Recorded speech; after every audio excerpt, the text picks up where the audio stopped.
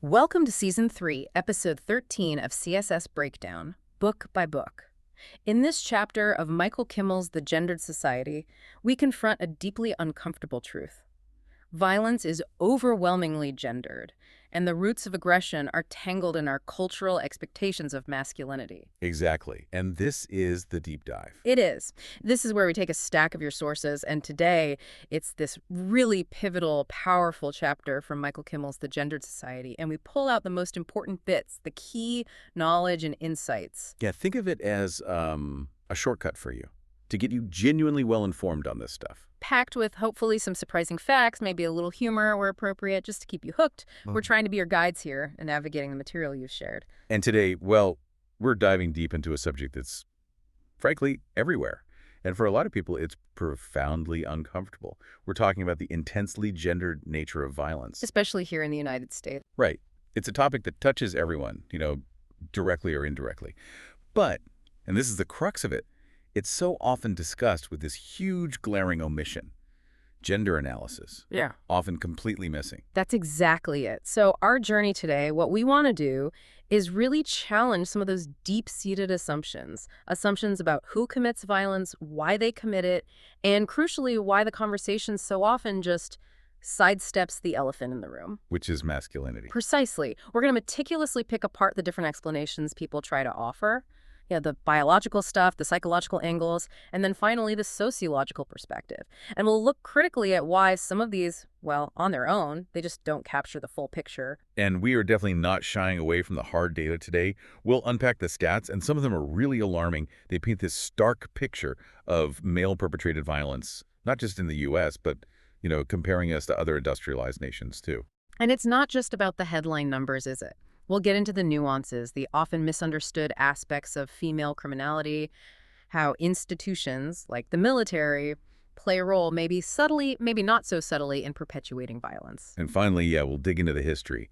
America's unique and often pretty bloody relationship with aggression, how these patterns got woven into our national identity, you could say. So, yeah, prepare yourself. It's going to be challenging, some of this stuff, but it's absolutely crucial insight. Our mission is really to give you the context, those aha moments you need to really get your head around this incredibly complex subject without feeling totally buried in information. Get ready to unpack some really embedded cultural ideas, maybe see some familiar things in a new light. And hopefully consider what it all means for us right now. In our own lives, in our society, it's going to be challenging, definitely, but I think ultimately a really illuminating deep dive. Okay, so where do we start? Well, let's jump right in by facing the stark, uncomfortable reality that the source material throws at us right from the beginning.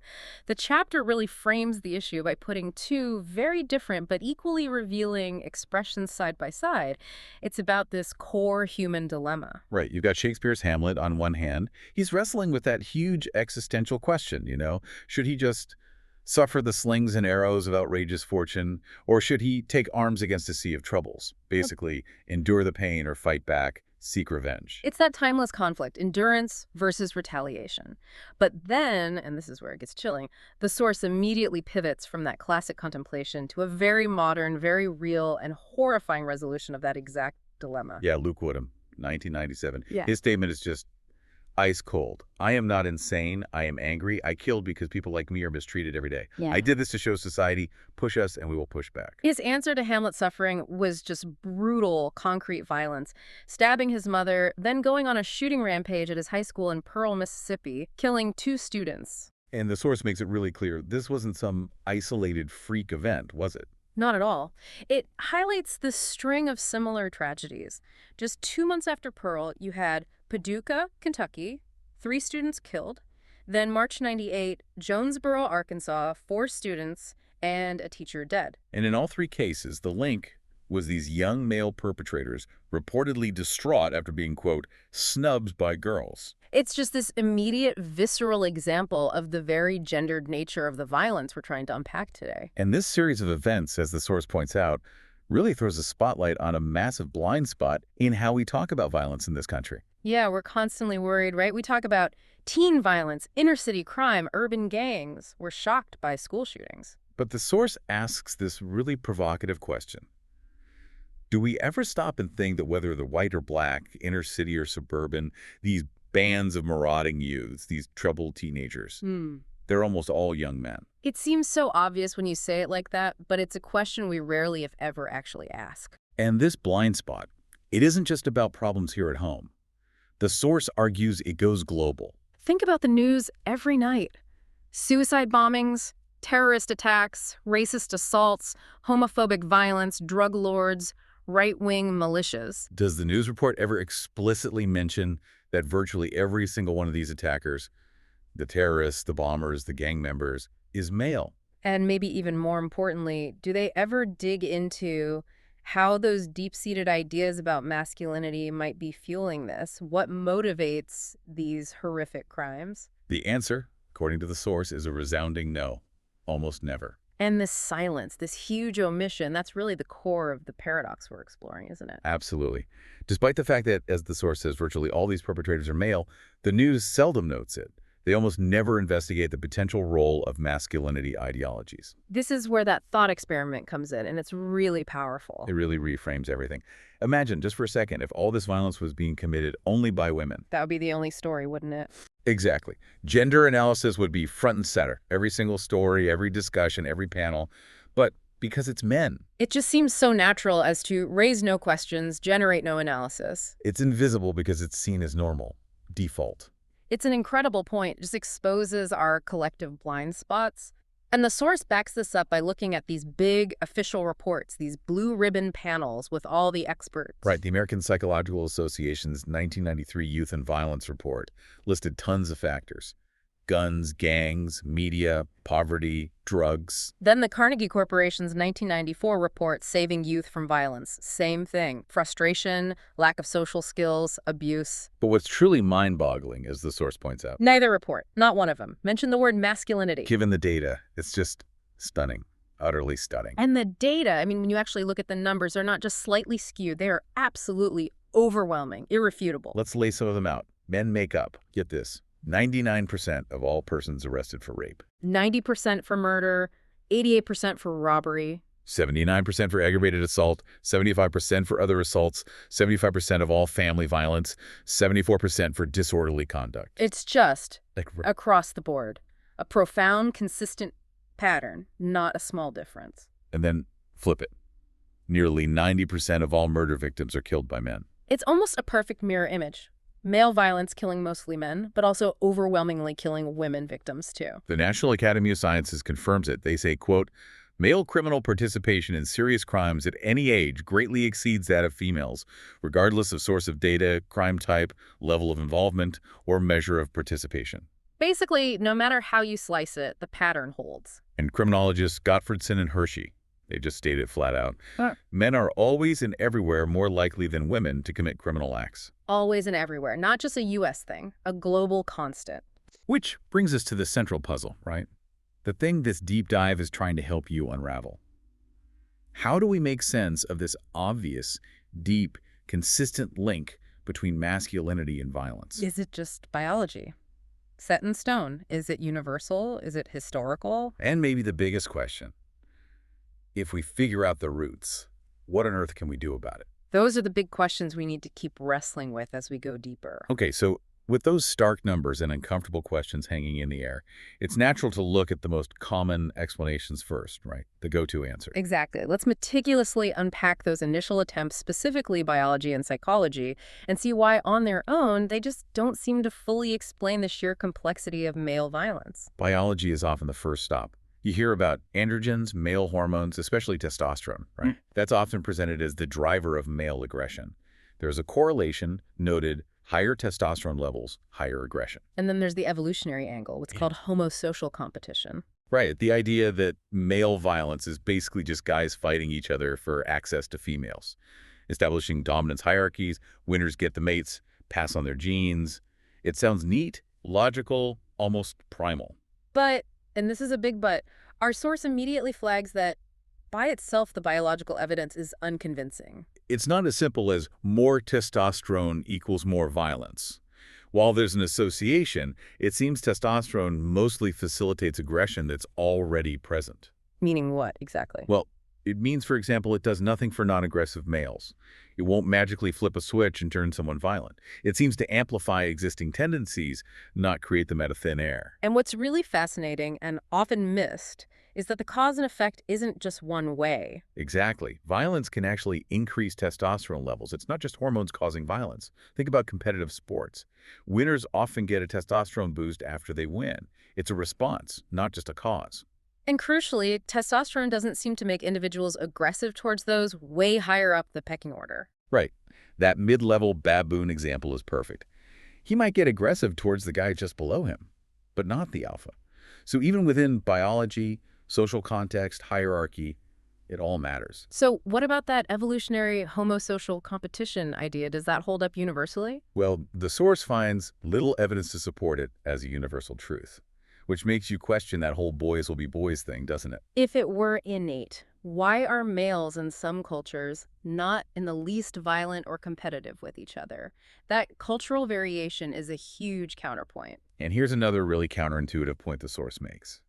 If the evolutionary goal is purely about getting mates, why are males in some societies especially violent against females, the very group they're supposedly competing for? That seems like a particularly unwise reproductive strategy, to put it mildly. It kind of blows a hole in that specific evolutionary argument, at least in those contexts. Absolutely. And this is where Judith Lorber's reframing is so smart. Is boys will be boys really biology? Or is it just what happens where they are encouraged to use their bodies freely to cover space, take risks, and play outdoors? That immediately shifts it, doesn't it? From biology to culture. Maybe societal encouragement is way more powerful than we think. Okay, so if biology alone doesn't cut it, what about psychology, looking inside the mind? Right. Psychoanalysis, following Freud, you have the Oedipal drama, the frustration-aggression hypothesis. The idea is maybe a boy's frustrated desires get channeled into aggression, or maybe violence is how he proves he's separated from his mother, become a real man. It's performative in that view, Yep. a public demonstration of masculinity. Then you've got Barbara Ehrenreich with this really interesting countertake on the origin of war itself. Yeah, she flips it. Less about innate aggression, more about primal fear. Fear that we are slated to become someone else's dinner entree. So a society formed for defense, not aggression. That's her argument. And the link between masculinity and war becomes compensatory, defensive. A substitute occupation for men once hunting wasn't the main thing. It's a fascinating rethink. But these psychological models, while they offer some interesting ideas, especially maybe for younger guys, they have limits, right? Big limits. They often assume these internal processes are the same everywhere, all the time. Universal generalizability. They don't really account for the huge differences across cultures or how things change over history. Right. That universal assumption is where they fall short in explaining the sheer variety of human behavior. So what do psychologists often agree on? Well, one key observation is how violence can become, sadly, a primary form of masculine emotional expressiveness. Like rage is the only okay emotion for a guy to show. In some cultural contexts, yeah, it's almost like that. And that's how you get this tragic shift, the source suggests. From Hamlet's complex moral struggle To Luke Woodham's chilling, simple, self-justifying shrug. it highlights how culture can sanction this very narrow, very destructive emotional outlet for men. Okay, so biology and psychology alone have some pretty big gaps. This is where the sociological lens becomes so crucial, doesn't it? It offers really profound insights. Absolutely. And in the 1980s, some social anthropologists did something really smart. They flipped the question. Instead of asking, why are some societies violent? They asked, what can we learn from societies with very little violence? What's their secret sauce? And the key finding, it came down to how masculinity was defined. Yeah. The definition of masculinity had a significant impact. How so? They found a clear pattern. Societies where men were permitted to acknowledge fear, low violence. But societies where masculine bravado, that posture of strength denying fear, was the defining feature, high violence. Wow. And that connects to... A crucial correlation. Those bravado societies were consistently the ones where masculinity and femininity were seen as totally separate, very highly differentiated, polar opposites. So the link couldn't be clearer. Societies with the highest gender inequality, where roles are super rigid and hierarchical. Exactly. Those are the places where masculinity and femininity are treated as absolute opposites. And in those places, masculine bravado isn't just an option, it's basically mandatory. The source gives that amazing example from the Amazon. Right, Joanna Overing's work. The Extremely violent Shavante define manhood as sexual bellicosity, seeing it as superior to and opposed to anything feminine. Versus their neighbors. They're peaceful neighboring Puroas who define both manhood and womanhood by the ability to cooperate tranquilly. It's such a stark contrast, showing how culture shapes gender and violence. So, beyond those specific examples, what are the recurring themes anthropologists found that lead to both violence between people and violence between groups? There are several, right? Yeah, they isolated a set of themes, and when you put them together, it's a powerful blueprint for how a culture actively constructs a violent masculinity.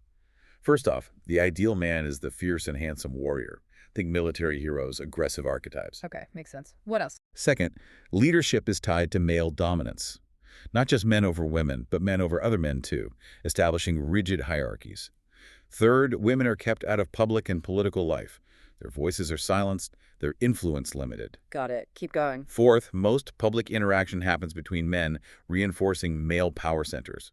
Fifth, boys and girls are separated early, raised in different worlds, basically. Sixth, initiation rituals for boys are often intense, focusing on constraint, separation from women, teaching solidarity, aggression, endurance, and accepting older men's dominance. Wow, that's intense. What about emotional displays? That's seventh. Highly elaborated emotional displays of male virility, ferocity, and sexuality are celebrated. Overt aggression becomes a badge of honor. Eighth, fertility rituals often focus solely on male generative ability, ignoring or downplaying female power. And finally, Ninth, male economic activities and what men produce are prized over female contributions, reinforcing economic dominance. so these 9 themes together, they really show how a society can build violence right into its definition of being a man. Exactly. And the huge takeaway from all this sociological analysis, one of the most significant causes of male violence, then, is gender inequality. It's systemic, it's structural. And the victims aren't just women. Crucially, no. Men are victims too, Yeah. trapped by these rigid, harmful expectations. This perspective actually suggests some clear policy directions, doesn't it? It does. The source argues the less gender differentiation between women and men, the less likely will be gendered violence. It's not about making everyone the same, but broadening the definitions. Encouraging men to embrace traits seen as feminine, nurturing, caring, admitting fear. And encouraging women to be seen as masculine, capable, rational, competent in public life, blurring those rigid lines that hurt everyone. And the source introduces that really powerful concept, entitlement thwarted. Yeah, that's key. The idea that men feel entitled to power or status but feel blocked or denied, that feeling of being thwarted then becomes a psychological driver for violence against women, against other men, a desperate attempt to reclaim what they feel is rightfully theirs. Which leads to that speculation about what truly peaceful societies look like. Right. Maybe places where that entitlement to power either isn't thwarted because it's not there in the first place, or maybe where patriarchy is so totally unquestioned that there's no challenge, no feeling of being thwarted, or maybe where patriarchy is just gone, hasn't been around for ages. It really underscores that violence isn't just about individuals, it's about both gendered people and gendered institutional and political arrangements. Which also complicates that simple idea that just putting women in charge would end war. The source points to Thatcher, Mayer, Indira Gandhi, powerful women who were certainly capable of military action. Leadership doesn't erase the potential for violence. Okay, so we've looked at global patterns. Let's bring this focus right back home to the United States. And it's a pretty painful look, isn't it? It is. When you analyze U.S. violence through all those lenses, class, race, age, region, ethnicity, sexuality, the source describes an astonishing picture. And the headline finding is blunt and deeply concerning. Young American men are the most violent group of people in the industrialized world. It's a sobering distinction. Yeah. And the numbers behind it are just staggering. Our homicide rate is between 5 to 20 times higher than that of any other industrial democracy. That risk level is just off the charts compared to similar countries. And that directly translates to who we lock up.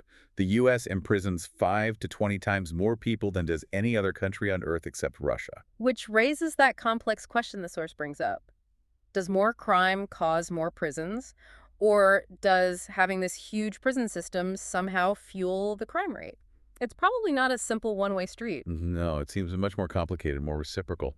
And within these awful numbers, the gender breakdown is consistently reinforcing our main theme. 9 out of 10 male murder victims were killed by other men, and 9 out of 10 female murder victims were killed by men. Stark. And to really grasp how exceptional U.S. violence is, look at young men, 15 to 24. In 2005, their homicide rate was 37.2 per 100,000. It's just About 10 times higher than the next closest industrialized country, Italy, and more than 60 times greater than that of the same age group in England. 60 times. That's not a difference, that's a chasm. American youth violence is truly an outlier, a devastating one. And tragically, the trends haven't always been improving.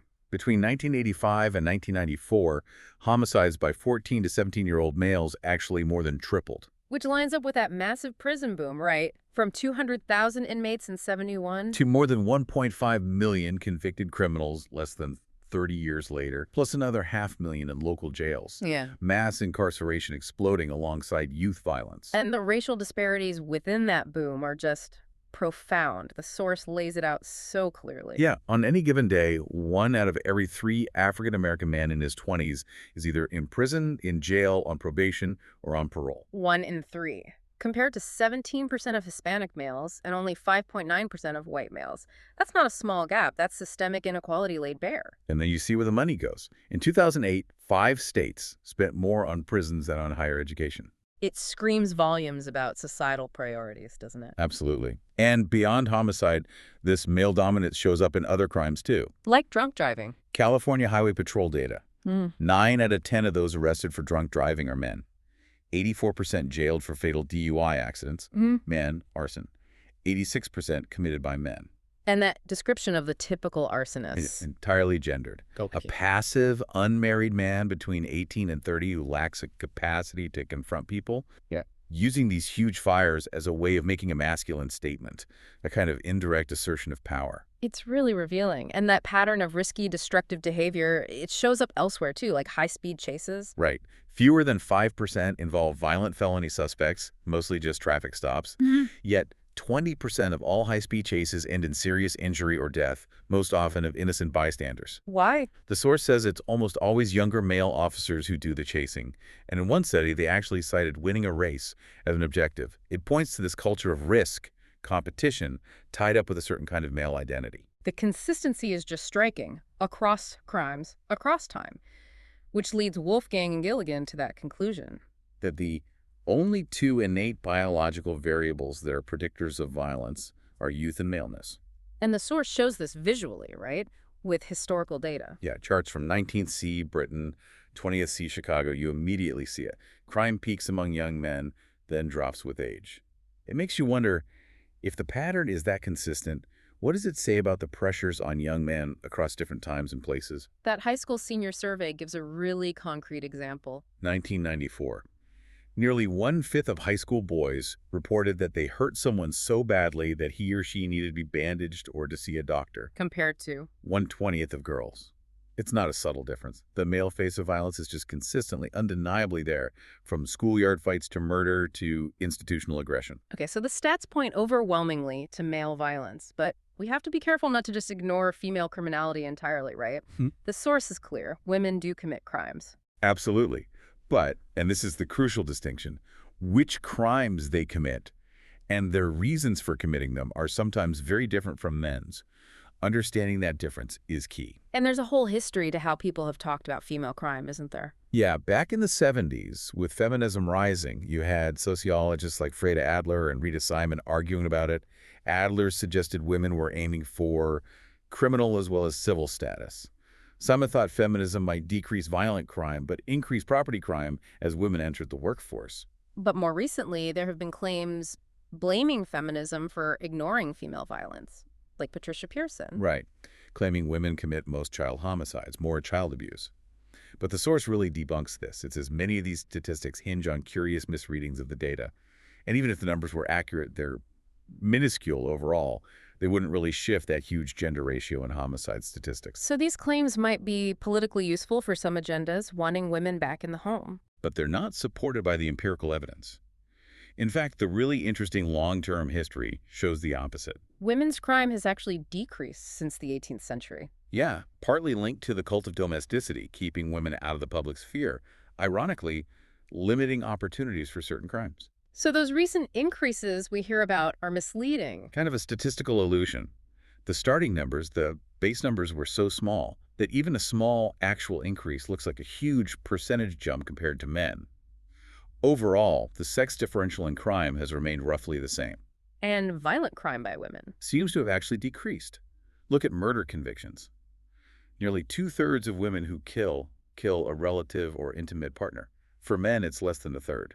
The context is different. And that decline in women killing partners is significant. Huge. The rate of men killed by wives is down by nearly two-thirds. Women killed by partners down by a third. Do women get shorter sentences just for being women? Not exactly. It's more about the circumstances of the murder, the past criminal history, and the murderer's relationship to the murdered.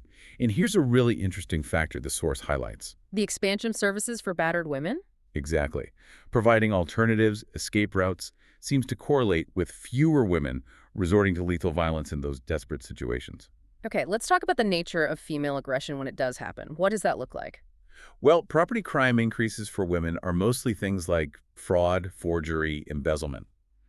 But the most common is still petty theft, shoplifting, bad checks, credit card fraud. And the source has that interesting take on shoplifting. Calls it a prototypical female crime, a way to express their desires without taking responsibility, maybe stealing beauty, symbols of an adult female identity they feel denied. Which is a world away from the prototypical male crime. The stick-up. Street robbery, which is described as fast, aggressive, dangerous, and violent, a performance of doing gender, showing phallic power. Men outnumber women 15-1 in robbery arrests. And robbery often doesn't even make sense financially. Exactly. The payout is often tiny. Yeah. But it's appealing to young men as a way of performing masculinity, a public display. But we need that crucial caveat again, right? Absolutely vital. Not all men are violent, and all women are angelic. That's useless simplification. Societies with high male crime usually have high female crime too. It's the societal context. It's when crime turns violent that the gender patterns become really stark. Right. DUI, larceny, other non-traffic stuff, nearly half of arrests for both men and women. But violent crime, that's where the gender difference is overwhelming. And the nature of female violence is different too. Dramatically different, usually. It tends to be defensive, a reaction, or an outcome of feeling trapped and helpless. Men are more often the initiators, and their violence is often instrumental, used to achieve a goal, assert control. Women's violence is rarely systematic, purposive, and routine in the same way. Does this start early, in childhood? Seems so. Among 3-year-olds, boy-on-boy violence is most frequent, girl-on-girl least. And boy-on-girl is far more frequent than girl-on-boy. And that Finnish study. Fascinating. Girls tended towards indirect aggression, lies, social exclusion, manipulating friendships. Boys used direct aggression, kicking, hitting, arguing, swearing. Girls were also more likely to try peaceful means or just withdraw. What about this idea that the gender gap in violence is closing? The source says the evidence is scant and spotty. That Finnish study did find girls in the 90s maybe saw violence more positively linked to power, strength, popularity, similar to how it's historically worked for boys. But the source connects that indirect aggression in girls, too. To gender inequality. It argues our culture often refuses girls access to open conflict, forcing their anger into these non-physical, indirect, and covert forms. It's not any deviousness. It's a consequence of limited options. So the overall picture remains pretty clear. It's extremely clear. Women are only 6.6% of the U.S. prison population. And violence remains perhaps the most gendered behavior in our culture. Even incarcerated women tend to share the same demographics as incarcerated men, disproportionately non-white, poor, undereducated, unemployed. The patterns are deeply consistently gendered. Okay, we've nailed down the gendered nature of individual violence pretty firmly, but the deep dive doesn't stop there.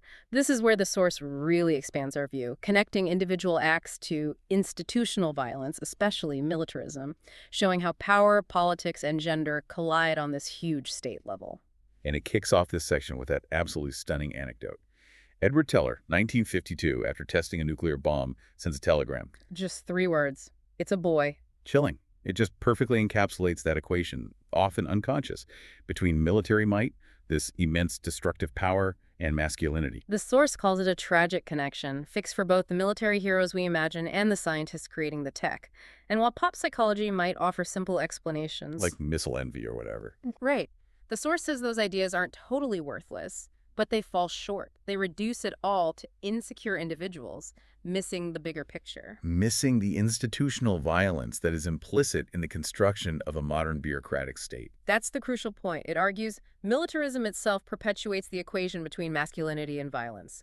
War just encodes violence into the notion of masculinity generation after generation. And even though modern war is more techy, maybe less Rambo, and more cool, rational button pushers. That drive for leaders to prove an aggressive masculinity persists, often through military action. Yeah, how do leaders actually use this connection? The source gives some powerful U.S. examples. Lyndon Johnson escalating Vietnam. Driven partly by wanting respect from tough, real men, and that crude comment about a dove in his team having to squat to piss, and boasting about cutting Ho Chi Minh's pecker off. It shows how deeply personal ideas of manhood can infect national policy. And the source traces this pattern, this plague of boasts, through presidencies. Carter seen as girly boy. Which maybe paved the way for Reagan, who cast Carter and Mondale that way, then launched invasions like Grenada. Then Bush Sr. with the Gulf War, Clinton's ratings boosted by Iraq strikes during impeachment, Bush Jr.'s invasion of Iraq securing elections. It's a consistent pattern. Yeah. Willingness to use military force becomes a public test of manhood for leaders. And these feelings at the top, they don't just stay there, do they? No, they trickle down to the military planners and fighters, and they also bubble up from the defense strategists. The language they use often gives it away. That Pentagon official's analogy for Vietnam strategy, the two boys fighting, the arm lock, increasing pressure. It's so crude. Or the American strategist dismissing German concerns about missiles by calling them limp-dicked wimps. Just casual, demeaning, gendered language linking military power and masculinity. And Carol Cohn's work on defense intellectuals is even more disturbing. Her ethnographic analysis found lectures full of vertical erector launchers, thrust-to-weight ratios, soft laydowns, deep penetration.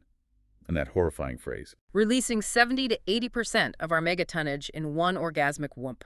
She even noted serious talk about hardening our missiles and worries that the Russians are a little harder than we are. It's explicit, unconscious maybe, but deeply phallic language used to discuss mass destruction. So, while it's too simple to just call it all psychological pissing contests, the source insists it is equally important to include a discussion of gender in our investigations of military policy. From the top leaders down to the strategists, gender issues are shaping decisions. We ignore that connection at our peril. And this even spills into public opinion, right? The way war gets framed. Totally. During the Gulf War, Saddam Hussein was constantly sexualized on bumper stickers. Things like Saddam, bend over, USA up Saddam's ass. Equating military conflict with homosexual rape. It's a disturbing example of how military power and masculinity get tangled up, not just in policy rooms, but in the public mind too. Framing war as this violent assertion of masculine dominance. So this connection between masculinity and violence, it's not just now, and it's not just in institutions. It's deeply embedded in American history itself, creating this unique, enduring legacy. Yeah, the idea of a civic advocacy of violence as socially acceptable, appropriate, and necessary is really strong in American culture. Yeah. From the start, we've often revered soldiers or actors playing them as heroes, promoting this ideal of strength through force. And the source traces this particularly American and particularly tragic code of violence way back to 18th century Scottish and Irish immigrants in the South. In that frontier setting, brawling, dueling, fighting, hunting, and drinking became the primary means to express manhood. Andrew Jackson is the famous example. His own mother supposedly told him the law can satisfy true man's feelings, essentially endorsing violence for honor. Wow. And then there's the sheer impact of the American frontier. Described as perhaps the single largest collection of younger males in the history of the industrialized world, a huge space where violence thrived, especially where men gathered away from the civilizing effect of women. Masculinity forged in confrontation, often without those domestic checks. And that led to specific cultural things like the chip on the shoulder. Yeah, after the Civil War, especially in the South, boys literally putting wood chips on their shoulders, daring others to knock them off to start a legitimate fight. The source notes, strikingly, only in America is having a chip on one's shoulder considered a badge of honor. Violence was okay, necessary even, but only as retaliation. Margaret Mead's analysis nails this, doesn't it? Perfectly. That American refusal to start a fight but the willingness to retaliate far out of proportion And aggression so unsure of itself that it had to be proved. It makes you think of that playground ritual. You want to start something? No, but if you start it, I'll finish it. Exactly. No one wants to take responsibility for the initial act, but everyone wants to finish the fight, proving yourself through that forceful, often over-the-top response. And this expectation wasn't just passive, was it? It was actively taught to boys. Explicitly prescribed for boys as the way to show gender identity. That early 20th century advice manual is shocking, telling parents to encourage boys to fight once a day, maybe more often, at a new school. To avoid becoming a coward and find true manhood, it was seen as essential. And lurking beneath such advice was the profound fear that boys who are not violent would not grow up to be real men. Which brings in that powerful driver, the specter of the sissy. Those deep fears of emasculation, humiliation, and effeminacy that American men carry. Violence becomes the public proof of masculinity, pushing back against those fears.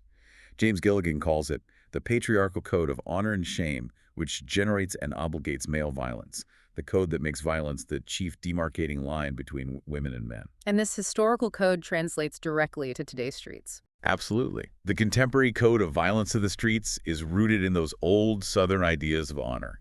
Reputation, respect, now not showing disrespect or dissing. It's the same code of violence, the same daring. The source uses those quotes from gang members. Yeah, initiation is becoming a family of survivors, refusing to be beaten down. And that chilling quote about accidental bumps in Spanish Harlem seeking confrontation just to prove yourself by beating someone down. It's this constant performance. Masculinity is never something we can feel at ease with. It's always something we have to be ready to prove and defend. As Hans Tuck said, the demonstrated willingness to fight are measures of worth and self-worth. So the source summarizes male socialization as this deep training in the legitimacy of violence. From infancy almost. Infantile circumcision, violence from parents, siblings, routine fights, then socially approved forms in the military, sports, prison. Remember, the U.S. is the only industrial nation with capital punishment. Plus those maxims like, get even, not mad. It's a constant message. Violence is sanctioned. A Hobbesian war of each against all. Okay, so we've seen masculinity and violence intertwined in public life, institutions, and history. Now we need to turn to that hidden battlefield, violence against women in intimate domestic spaces. And the picture the source paints here is incredibly grim, describing this violence as so commonplace, so deeply woven into the fabric of daily life, that we accept violence as a matter of course. It really challenges that whole idea of home being safe. And the key reality is that most victims of violence know their attackers. Many know them intimately. It's not mostly strangers. The data is stark. Nearly 1 in 5 ER victims injured by a partner or ex-partner.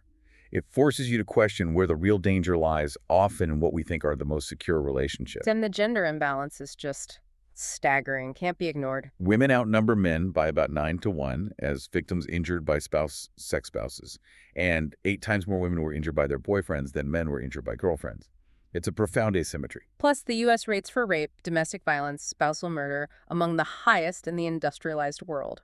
To really grasp the scale, domestic violence is the leading cause of injury to women, affecting nearly 4 million victims a year. A public health crisis. And lifetime prevalence. Between 1/3 and 1/2 of all women are assaulted by a spouse or partner at some point, and often it's fatal. FBI data. 30% and 40% of all women who are murdered by a husband or a boyfriend. The frequency is just sickening. Every 6 minutes, a woman raped. Every 18 seconds, a woman is beaten. And every day, 4 women are killed by their batterers. These aren't just stats, their lives destroyed. And here's that really counterintuitive trend again. Overall, intimate partner violence has decreased. But that decrease is almost entirely in the rates of male victims. That table showing intimate homicide victims from 1976 to 2004 is so telling. Women killed by partners went down slightly, 1,596 to 11,159. Men killed by partners plummeted, 1,348 down to 385. It's not a symmetrical drop. Male-perpetrated intimate homicide remains much higher, even with declines. Which really raises questions about the societal factors. Peggy Reeves-Sanday's research on rape-free versus rape-prone societies is so relevant here. What did she find predicts a rape-prone society? Levels of militarism, interpersonal violence in general, ideologies of male toughness, and distant father-child relationships. And rape-rare societies. They valued women's autonomy, like owning property, and valued children, with men involved in raising them. Her conclusion is powerful. The lower the status of women relative to men, the higher the rape rate. So, given the U.S.'s incredibly high rape rates, Yeah. what does that say about women's actual status here? It says something deeply worrying. Because our reported rate is the highest in the industrial world, about 18 times higher than England's. The numbers are just mind-blowing. 12% and 25% of all American women have experienced rape. Another 12–20% attempted rape overall. Between 1/4 and nearly 1/2 of all women have been sexually assaulted, and mostly not by strangers. Between 2/3 and 4/5 of these rapes involved acquaintances. The danger is close to home. And the projections for the next generation are terrifying. Between 20% and 30% of all girls now 12 years old will suffer a violent sexual attack. Even worse. 16% of them have already been raped. Juvenile victimization is horrific. Over half of women raped in 2000 were under 18. Over 21% were under 12. And for those under 12, 96% knew their attackers. 1 in 5 times, it was their own father. The source mentions false reports briefly, but stresses they don't negate this pervasive violence. And it acknowledges the abuse of boys, too, like the Catholic priest scandals, clarifying pedophilia isn't homosexuality, and boys are vulnerable in unequal single-sex institutions. Right. Now let's tackle those pervasive rape myths head on. It's not a reproductive strategy for losers. It's not just sick individuals acting impulsively. The data proves that wrong. Almost 75% of all rapists plan their rapes. Only about 5% are psychotic. And you can't just blame alcohol or drugs. Why don't women lose control the same way? These myths just serve to push the problem away, make it seem like a fringe issue. Alan Johnson's perspective here is so crucial, so unsettling. He forces us to confront it. Widespread violence means it's not just a small, lunatic fringe. It's rooted squarely in the middle of what our culture defines as normal interaction between men and women. The awful truth. Rape is committed by all American regular guys and on college campuses. Women are at greater risk from men they know and date than from strangers. It implicates the mainstream culture. Mary Koss's research, though controversial, really highlighted this campus reality. Yeah, finding nearly half of college women experienced unwanted sexual activity, 9% forcibly raped. Other studies put complete attempted rape during college at 20–25%. And the attitudes among college men, that's maybe the most chilling part. 28% likely to commit abuse force, 37% likely to commit rape if they wouldn't get caught, meaning, as the source points out, Less than half would neither use force nor commit rape, a deeply troubling prevalence of those inclinations. So if most men don't rape, what stops them? The source suggests rapists aren't nonconformists, but often overconformists. Exceptionally committed to those norms about masculinity, sexual conquest. Exactly. Yeah. Diana Scully's study of convicted rapists supports this.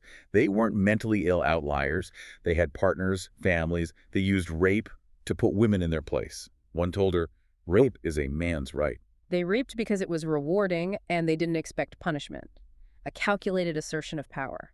And that paradox of powerlessness and entitlement is so key. That interview with Jay. Feeling women's beauty was aggression, making him feel powerless, degraded, so rape becomes revenge, taking back power. It connects directly to how we talk about beauty bombshell knockout.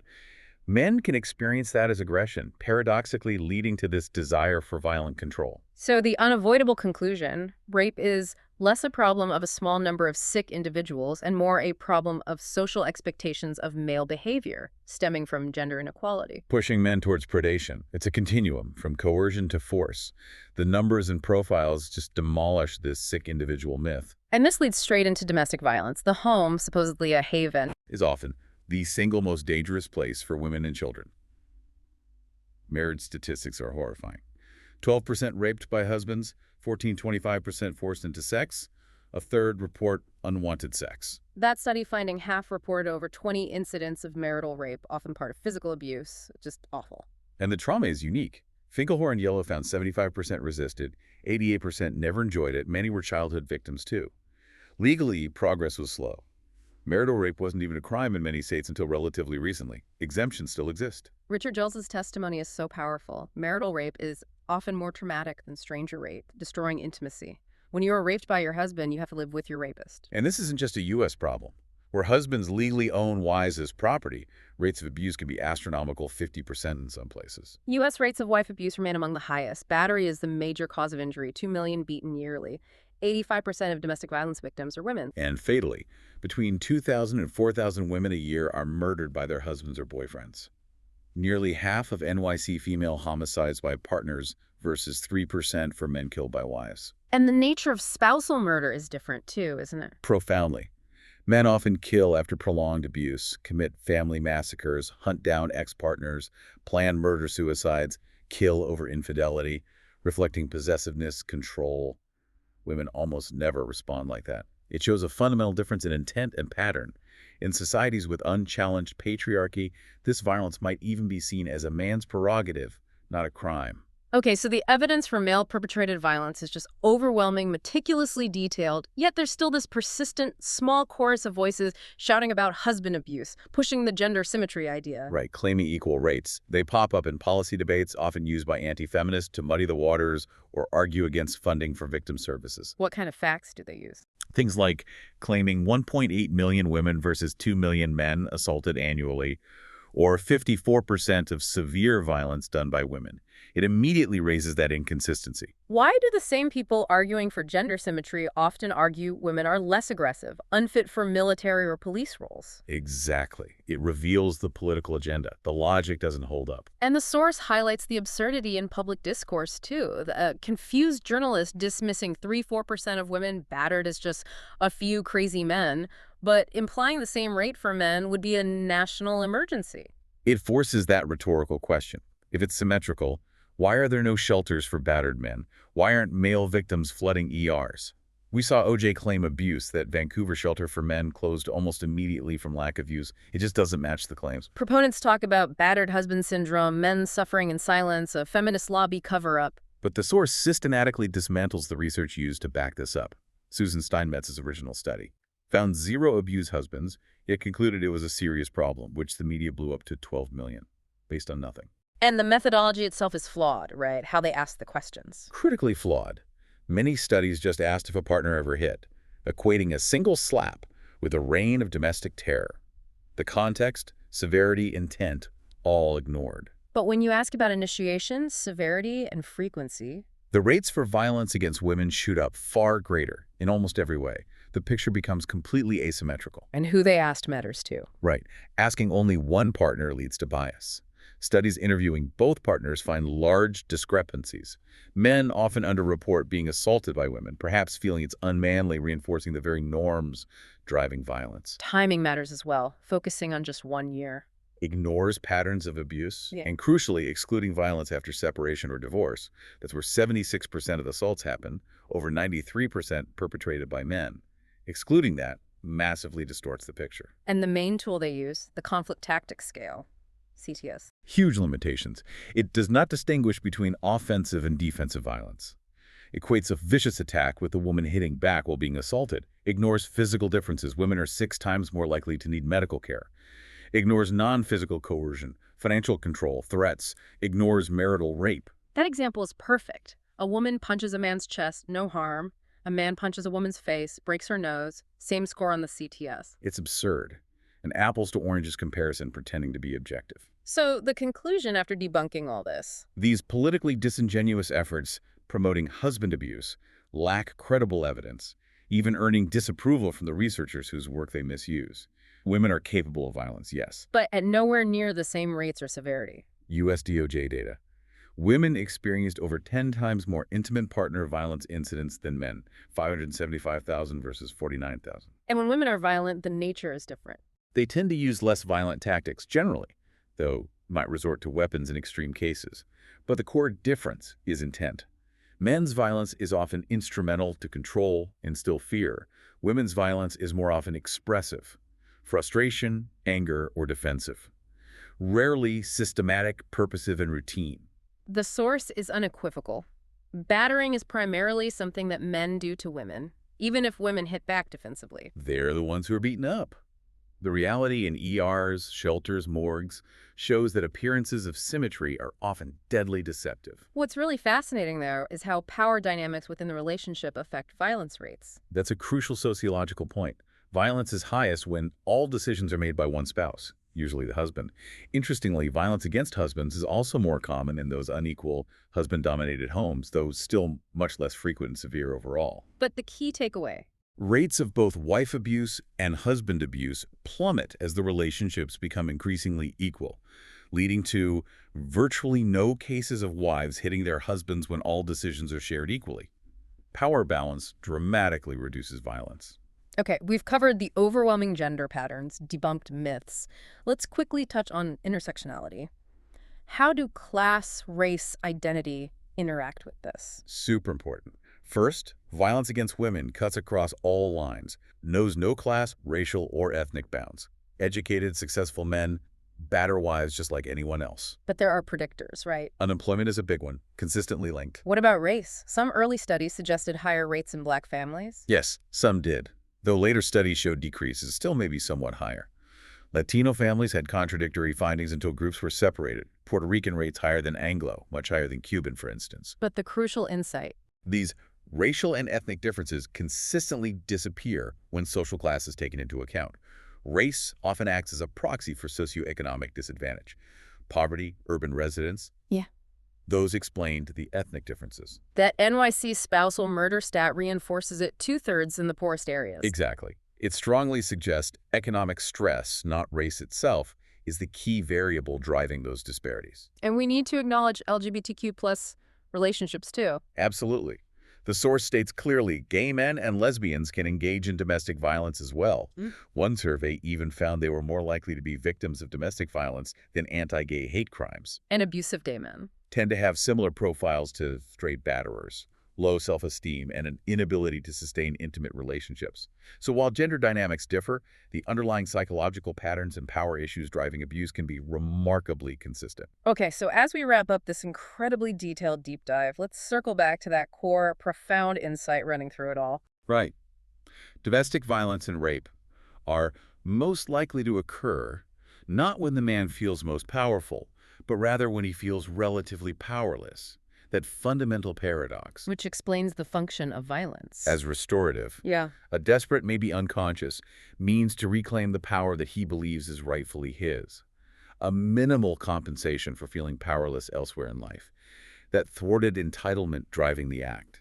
And this connects right back to the big picture, especially for us in America. Violence is epidemic. We're by far the most violent industrial nation, despite being the most incarcerated and the only one using the death penalty. And the source hits us with that killer question. Did I say despite? Because. Forces us to rethink if our punishments are part of the problem. The social and psychic costs are just immense. Not just for victims, but the financial burden of the system, the incalculable psychic toll of living in fear. Criminologist James Messerschmitt's solution is clear from this perspective. To curb crime, we do not need to expand repressive state measures, but we do need to reduce gender inequalities. And feeling safer isn't just about better outdoor lighting. It needs fundamental social change. And reducing inequality isn't just for women, it's about protecting boys, too. From that culture of violence that exploits their worst tendencies, reinforcing those old masculine mystique values. Because, and this is so important to remember, it is men who are overwhelmingly the victims of violence, just as men are overwhelmingly its perpetrators. A tragic cycle harming everyone. And those easy boys will be boys. Biological excuses. The source calls them evasive strategies, even if it were all biology. The political question remains, are we going to organize our society so as to maximize this propensity for violence or to minimize it? These are political questions, demanding political answers. We have to find alternative nonviolent routes for men to express themselves as men, routes beyond aggression and dominance. And there's a hopeful note here, isn't there? A belief that men are better than that, better than biologically programmed violent and rapacious beasts. That anecdote about the urinal splash guards is great. You hold the power to stop rape in your hand. Simple, direct, engaging men in the solution, making them agents of change. Ultimately, the message is, we can also do far better in reducing violence and in withdrawing our tacit, silent, and thereby complicit support for it. Even if talking about masculinity and violence feels like male bashing to some. The source argues those slurs might have a ring of truth, holding up an uncomfortable mirror. As long as men remain silent or defensive, it can look like implicit support for the cycle. John Rustin's quote provides such a powerful ending. All violent feelings produce in us a falseness in all our impressions. Violence distorts reality. And until we bravely transform the meaning of masculinity, beyond bravado, dominance, aggression, we'll continue to produce that falseness with continued tragic consequences for everyone. It's a profound challenge for all of us. So after this really intense deep dive, here's a final provocative thought for you to consider. If violence often springs from that feeling of powerlessness mixed with thwarted entitlement, How might we, as a society, start to redesign our systems? Systems of power, systems of recognition in families, work, politics. How can we create ways for men to feel genuinely worthy and empowered without needing dominance or aggression? How do we break this tragic cycle for good? that's a huge question to sit with, one that goes way beyond the data and into our everyday lives. Definitely. We really encourage you to reflect on how these deep societal norms might be subtly shaping your own views, your own interactions. Think about what specific, maybe small steps you could take in your relationships, your workplace, your community, even just how you consume media. Steps to challenge gender inequality and actively promote healthier, more equitable ways for everyone to express themselves. Every single shift, however small it feels, contributes to that bigger transformation we need.